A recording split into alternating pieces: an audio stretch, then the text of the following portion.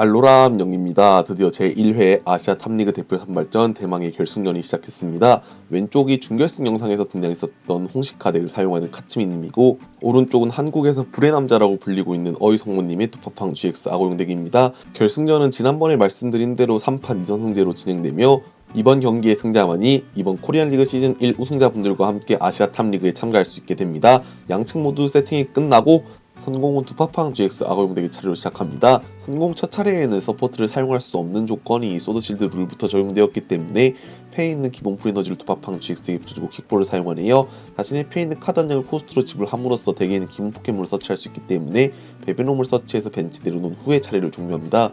왼쪽에 홍시카 덱의 차례로 넘어가서 우선 패에 있는 시라소문을 내려놓고 이스케이프 모드를 홍수몬에게 붙여주고 삐삐녀까지 내려놓은 뒤에 커스텀 캐쳐 첫 번째 효과로 자신의 패가 3장이 되도록 드로우 하는데 1 들어본 게 박사의 연구였네요. 덕분에 자신의 패를 모두 버리고 새롭게 7장을 드로우했습니다.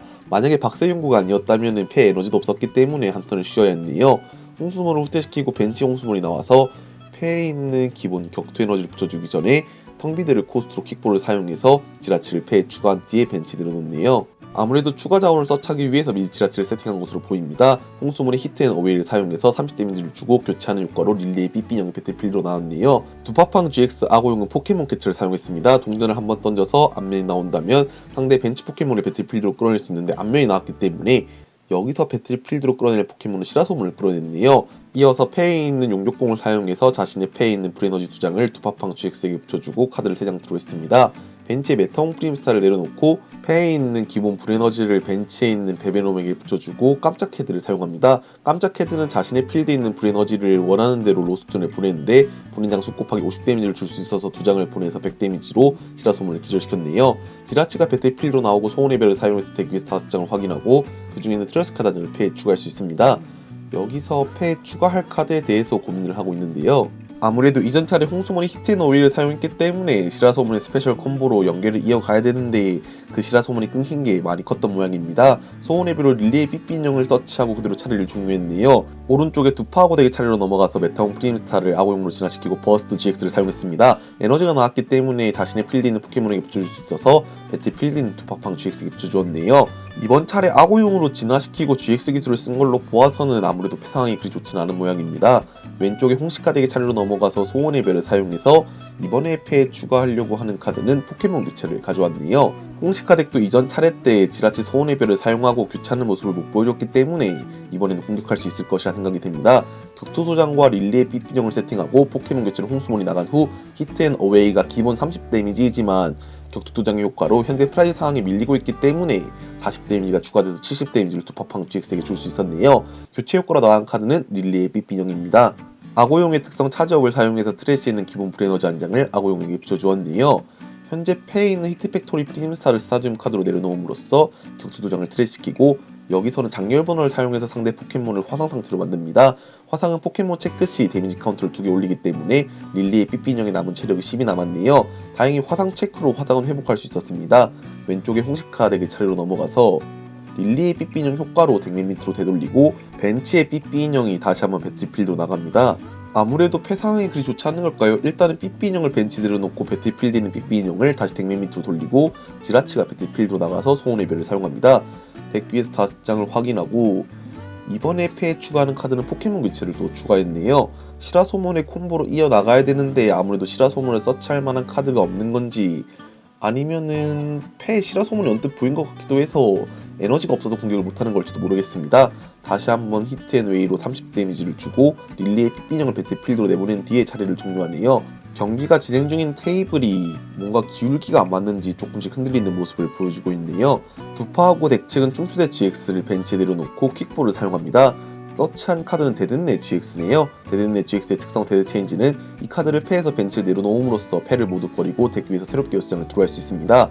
말린 패가 이 6장으로 풀린다면은 더욱 프라이즈 차이를 벌릴 수 있을 것이라 생각이 드네요. 포켓몬 캐쳐가 성공했기 때문에 지라치를 배틀필드로 불러냅니다. 이어서 히트팩토리 프리미타 효과로 패에 있는 불에너지 한 장을 코스트로 3장을 드로우하고 베베놈을 아고용 GX로 진화시켰습니다. 아고용 GX의 특성 울트라 변화는 자신의 패에 있는 울트라 비스트 한 장을 버리고 덱 위에서 카드를 3장 드로우할 수 있는데요.